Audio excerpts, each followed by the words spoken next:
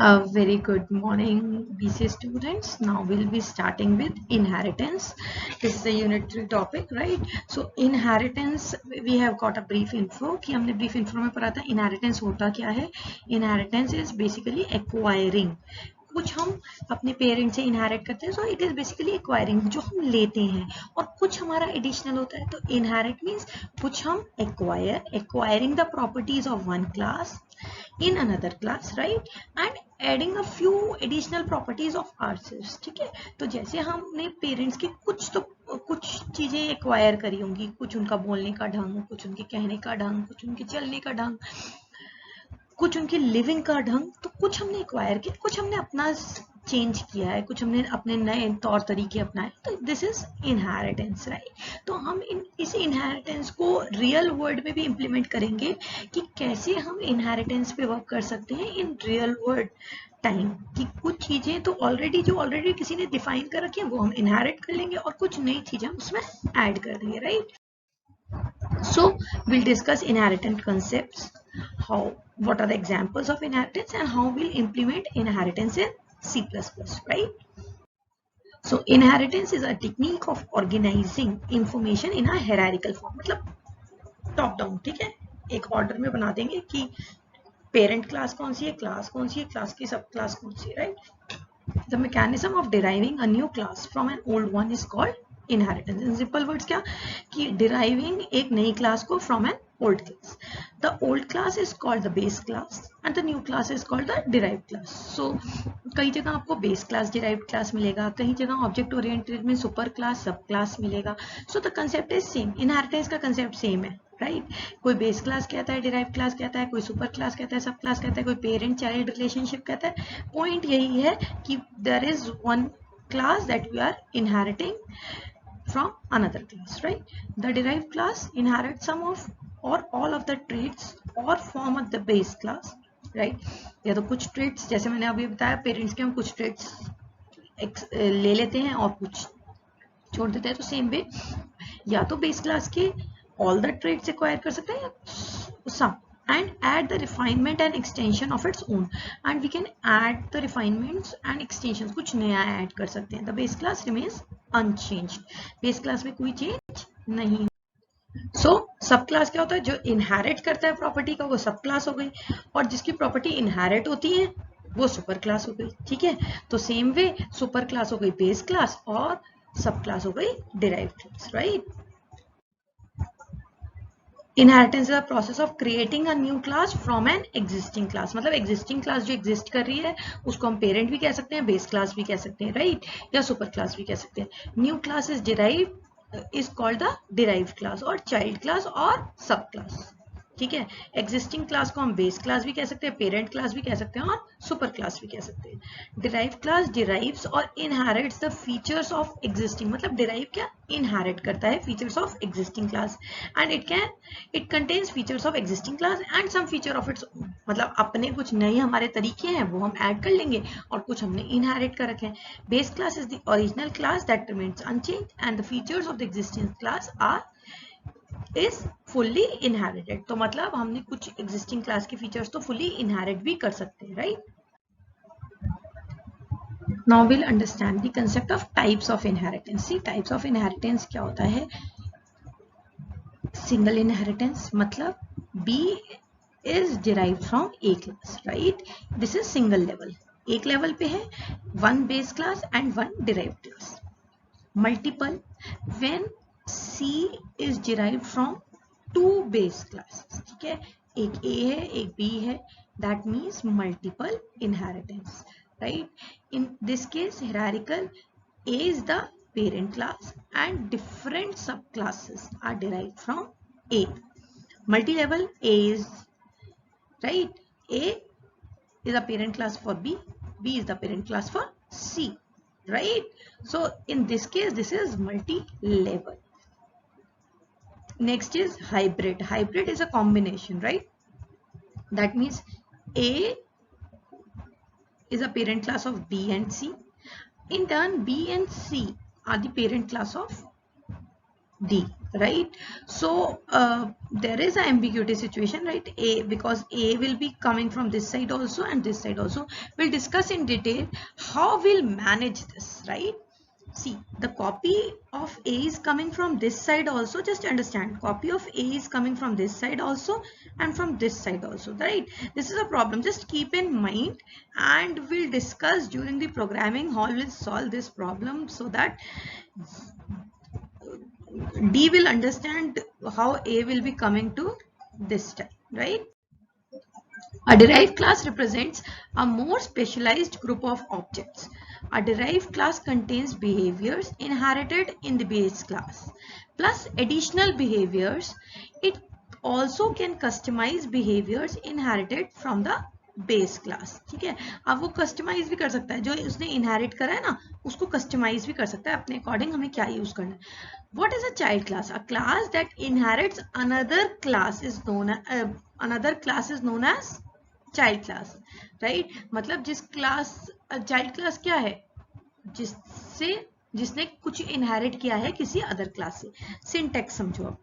Syntax of class, parent class, this is the body, right? And class, child class, this is the colon बताता है कि आप किस class को belong करते हैं. After that you will write access modifier. Access modifiers, there are 3 access modifiers. I just want to tell you: public, private and protected. And then is the parent class name, right? Then is the body of the child class. Now basically the inheritance has certain advantages, that's why we use inheritance. First is reusability and readability, right? See, for example, a live example, it is given, it is explained here. You can just go through the example, right? क्या है human के पास eating की habits होती है, dreaming की habits होती है, sleeping की हैबिट्स होती है. Now we can differentiate between male and female, right? और हर चीज का स्ट्रक्चरल मेल एंड फीमेल, तो हम ये डिफरेंस इनहेरिट कर सकते हैं. ह्यूमन एक क्लास हो गई, राइट? उससे हमने इनहेरिट करी एक मेल क्लास, एक female class. So this is just one example. So some properties male have, some properties female has, right? An object of a derived class will contain data members of the base class and the data members of the derived class, right? That is clear कि हमारे पास base के simple जब भी सोचना अपने बारे में सोचना कि हमने कुछ इनहेरिट किया है और कुछ हमारा इंडिविजुअल हमारा है, राइट? तो जो हमने इनहेरिट किया है वो बेस क्लास की प्रॉपर्टीज हो गई, जो हमारा है वो हमारी डिराइव्ड क्लास की प्रॉपर्टी हो गई है. Hence the size of the object of the derived class. अब ऑब्जेक्ट का साइज क्या होगा? जितने भी डेटा मेंबर्स बेस क्लास के होंगे उसका सम निकालो, प्लस जो डेटा मेंबर डिराइव्ड क्लास होंगे उसका सम निकालो. उतना ऑब्जेक्ट का साइज होगा एक बेस क्लास के मेंबर का, राइट? ये क्योंकि क्वेश्चंस नॉर्मली पूछे जाते हैं कि बेस क्लास के डिराइव्ड क्लास के ऑब्जेक्ट का साइज क्या होना चाहिए, right? With respect to an object of the derived class, we can call public member functions of the derived class in any global non-member function. However, we can call public member function of the base class also with exceptions, right? हम public functions को तो call कर सकते हैं. अभी हम आगे पढ़ेंगे कि कैसे public functions तो call हो जाते हैं, but there are certain restrictions in inheritance using access modifiers. हम क्या-क्या restrictions कर देते हैं base class के members को इनहेरिट करने की, right? So inheritance basically is a relationship, right? हमने क्लास हायरार्की पढ़ा था, उसमें एक चीज थी इज आ रिलेशनशिप. तो inheritance is a relationship. So effects of inheritance. Inheritance affects the size and behavior of the derived class in two ways. An object of the derived class contains all the members of the derived class, right? It contains data members of the base class also. तो base class के data members हो गए plus अपने derived class के हो गए. Hence an object of the derived class will always be larger than the object of the base class. Obviously क्योंकि उसके अंदर कुछ अपने भी properties inherited है, right? So there are different modes. यही access modifiers बताए थे मैंने. access modes public, private and protected. ये हम बहुत टाइम से सी में पढ़ रहे हैं. सेकेंड यूनिट खत्म हो गया, फर्स्ट यूनिट हमने प्रोग्रामिंग भी स्टार्ट कर दी. बट अभी तक मैंने बोल दिया था कि protected will leave till the inheritance. अब आया प्रोटेक्टेड का रोल. प्राइवेट तो हमें पता है. प्राइवेट क्या होते हैं? जो बियॉन्ड द क्लास, मतलब आउटसाइड द क्लास आप एक्सेस नहीं कर सकते, public outside the class access कर सकते। Now is the come of protected. Protected is working same as private, कोई चेंज नहीं है। अभी तक सोच रहे थे प्राइवेट वर्क कर रहे थे, right, same as private work करेगा, but a single change, protected members will behave like a private but they can be inherited, right. तो प्रोटेक्टेड मेंबर में ये चेंज आ गया, जैसे ही हम प्रोटेक्टेड एक्सेस स्पेसिफायर लगा देंगे तो वो इनहेरिट हो सकते हैं वो data members, but they will work as private, मतलब प्राइवेट डेटा मेंबर्स की तरह उसकी पूरी फंक्शनैलिटी होती है, राइट। प्राइवेट क्या होता है, आउटसाइड द क्लास एक्सेस नहीं कर सकते, नहीं करेंगे, लेकिन प्रोटेक्टेड डेटा मेंबर्स इनहेरिट हो सकते हैं, right. If we derive, C public mode क्या हो गया, if we derive a subclass from a public base class, then the public member of the base class will become public in the derived class, and also protected members of the base class will become protected in the derived class.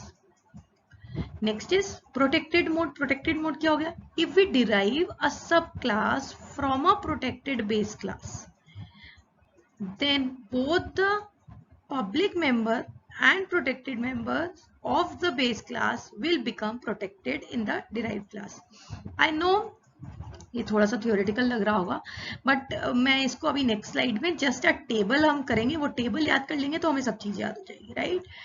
If we derived a subclass from the private base class, then both public and private protected members of the base class will behave as private in the derived class, right. This is the all user description of private data members. कैसे access हो सकते हैं, सिर्फ own member functions and friend functions of the class, right. protected data members कौन से होते हैं, सिर्फ derived class और member functions पे एक्सेस हो सकते हैं, और public क्या होते हैं, वो all users से एक्सेस हो सकते हैं, राइट। अब एक टेबल पढ़ेंगे हम, ये टेबल याद रखें। अब हमने क्या लिखा, अब एग्जाम्पल सपोज हमने लिखा access modifier public, right, this is the base class का access specifier, this is the base class access specifier, जहां पे आपने क्लास लिखोगे ना, class B colon public A, that means B is inherited from A. तो अब हम single inheritance पे बात करते हैं। अब आपने पब्लिक लिखा, दैट मीन्स जितने भी डेटा मेंबर्स हैं, right, you can shorten their scope but you can not elongate their scope. अब आपने पब्लिक तो लिख दिया, इसका ये मतलब नहीं है कि सारे डेटा मेंबर्स जो इनहेरिट होंगे वो पब्लिकली बिहेव करेंगे, नहीं। पब्लिक का मतलब ये है, public will behave as public in the derived class B, protected will behave as protected, and private members cannot be inherited, right. private members cannot be inherited, एक simple बात याद रख लो कि private data member cannot be inherited, right.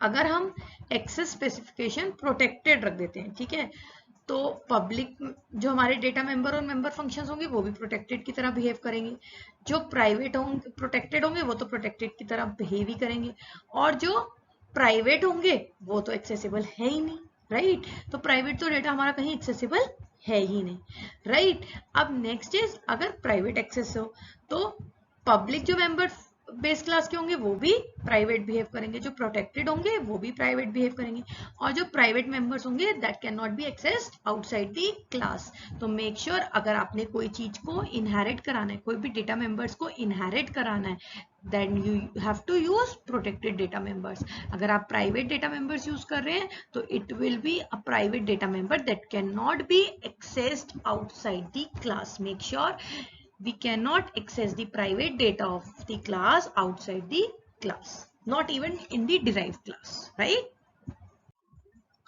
So this is just again a quick recap, same example, right. Public inheritance, public in derived class can be accessed directly by any non-static data member function, friend function and non-member function।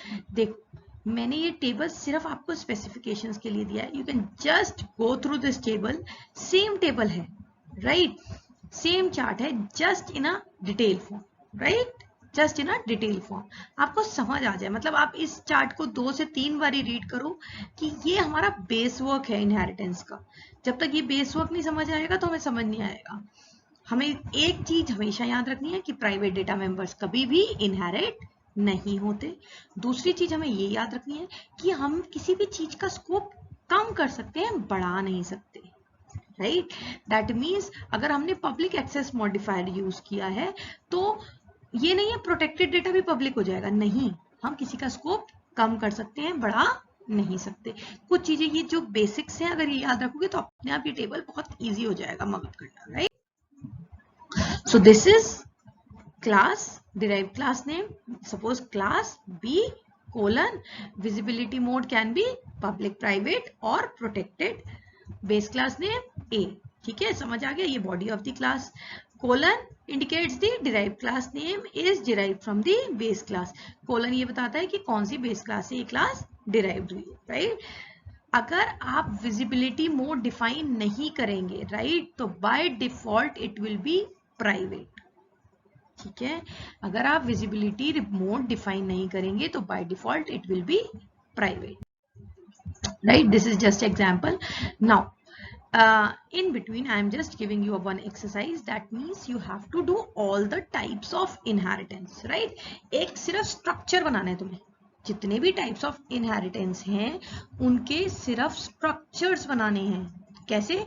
For example class B colon public, कोई भी access modifier तीनों लिख लेना यहाँ पे, public, private और protected, हम कुछ भी लिख सकते हैं, ए, राइट। तो ये हो गया सिंगल इनहेरिटेंस। ऐसी मल्टीपल के लिए, अब जब मल्टीपल अगर दो क्लास से होंगे तो लगेगा कॉमा, राइट, कॉमा लगा के visibility mode derived class, is that okay, right. So this is again the effects of inheritance. कैसे वर्क करता है? प्राइवेट मेंबर्स कभी भी इनहेरिट नहीं होते, प्राइवेट मेंबर्स कभी भी इनहेरिट नहीं होते। Protected will behave as protected अगर पब्लिक है, protected will behave as private अगर ये प्राइवेट है, ये देखो, ठीक है। अगर D1 डिराइव्ड हुई है पब्लिक तो ऐसे बिहेव करेंगे, अगर प्रोटेक्टेड है तो ऐसे बिहेव करेंगे, राइट। अगर प्रोटेक्टेड है तो कोई दिक्कत नहीं है, it will behave in the protected form, but private members cannot be inherited, right। This structure will also give you a explanation। तो आपको कुछ नहीं करना, आपको अगर पब्लिक याद करना है, जब पब्लिक है तो protected will behave as protected and public will be behaving as public। देखो, protected will be behaving as protected and public will be behaving as public। अगर private है तो क्या होगा? पब्लिक भी प्राइवेट बन जाएंगे और प्रोटेक्टेड भी प्राइवेट बन जाएंगे। अब अगर ये इनहेरिट हुए तो प्रोटेक्टेड तो इनहेरिट हो सकते हैं लेकिन प्राइवेट वाले इनहेरिट नहीं होंगे। दैट मीन्स बी D2 तक तो आएगा, लेकिन D2 जब यहाँ पे जाएगा X में तो B के डेटा मेंबर्स इनहेरिट नहीं होंगे, right. So this is again an example, private not inherited, याद रखना, protected public derivation में protected behave करेंगे और protected private derivation में private behave करेंगे, protected derivation में protected behave करेंगे। ये टेबल बार बार याद करनी है और ये टेबल हमें बिल्कुल क्लियरली याद क्या करनी है, हमें कंसेप्ट क्लियर होना चाहिए। दो चीजें कंसेप्ट हैं, प्राइवेट कभी इनहेरिट नहीं होता, हम किसी चीज का स्कोप कम कर सकते हैं, बढ़ा नहीं सकते, that's all, right. So now will move to single inheritance. Single inheritance क्या है कि एक बेस क्लास है और एक डिराइव्ड क्लास है, right. So single inheritance, a class is allowed to inherit from only one class, that is one sub class inherited from one base class. Class sub class name, sub class here is B, right, colon access mode क्या होगा? Public, private और protected. फिर base class क्या लिखोगे? A and the body of the class, right. This is the structure. This is just example showing single inheritance. इसमें क्या है? एक बेस क्लास है और एक डिराइव्ड क्लास है। हमने एक एक्स वेरिएबल लिया है, राइट। This is just setting the value of X and showing the value of x, तो रीड और राइट फंक्शन दोनों में है, रीड और write. Now we are declaring the derived class object D, right. So we are calling set x। क्यों है set x? क्योंकि हमने पब्लिक लिया है, तो पब्लिक में क्या हुआ? ये दोनों ऑलरेडी इनहेरिट हो गए, क्योंकि x तो हम इनहेरिट कर नहीं सकते, राइट, क्योंकि ये प्राइवेट है। अगर हम कुछ नहीं लिखते क्लास के ऊपर एक्सेस स्पेसिफायर तो बाय डिफॉल्ट ये प्राइवेट होता है, राइट। अब सेट एक्स कॉल कर सकते हैं हम, सेट वाई कॉल कर सकते हैं, सिमिलरली शो एक्स कॉल कर सकते हैं एंड शो वाई कॉल कर सकते हैं। So functions are public, so they are already inherited, right. This is just a very small example of inheritance. You need to try each and every example. See, तभी दिया जाता है कि code को type करो जाए, ठीक है। जितनी प्रैक्टिस करेंगे, जितना टाइपिंग करेंगे बेटा, तभी कोड आएगा। अगर आप डिबगर अच्छे बनेंगे तभी आप कोडिंग कर सकते हैं, राइट। कोडिंग करने का कोई यूज नहीं है कि डायरेक्टली देखा मैम का कॉपी पेस्ट किया, नो, राइट। सो जितनी आप प्रैक्टिस करेंगे that will be. So this is another example of single inheritance. एक class vehicle बनाई है, right? We have just read a constructor. क्या होता है vehicle से मुझे कैसे पता चला ये constructor है? क्यों? Constructor name and function class name are same. तो just a constructor एक derived class बनाई, main function लिया। जैसे ही हम object को call करेंगे, किसके object को call किया हमने? derived class के object को call किया है, automatically base class का constructor call हो गया, right?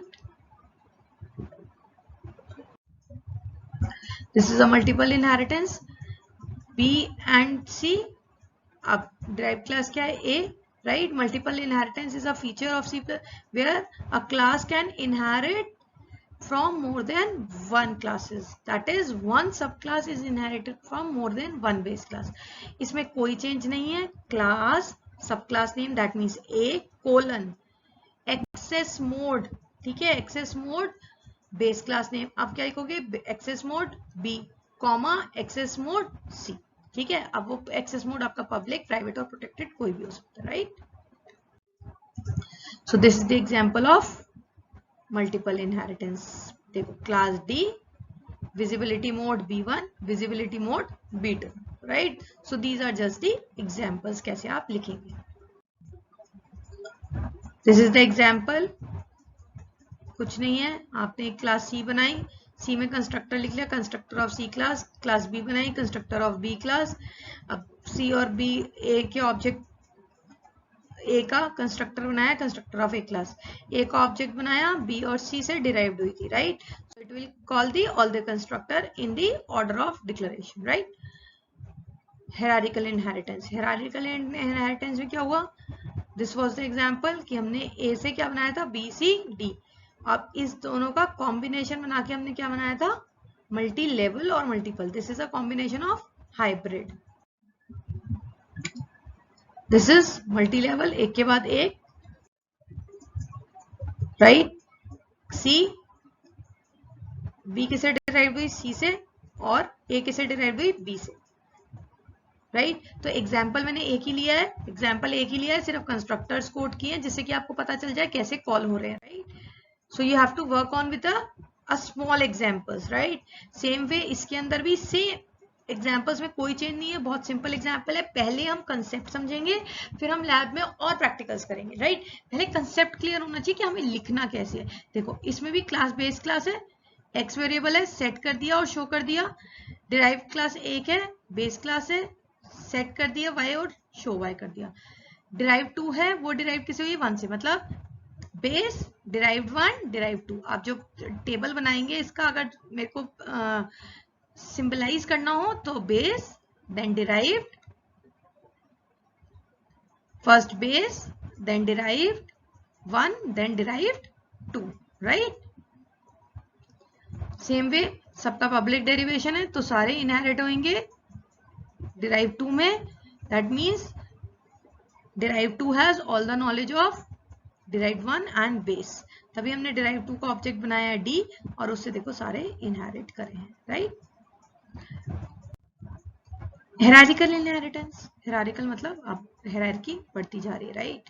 क्लास जी से 2 हुए, B and E, and B से A and C, and E से D and E F, right.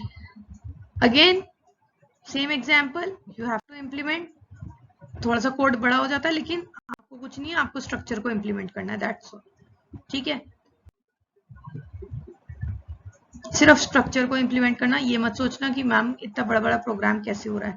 आप स्ट्रक्चर को देखो, अच्छा स्ट्रक्चर में ये है, इसको इम्प्लीमेंट कर दो, right. So this is another example, student class है मार्क्स, ठीक है। तो अब मार्क्स क्लास किससे डिराइव हो रही है, स्टूडेंट से, राइट।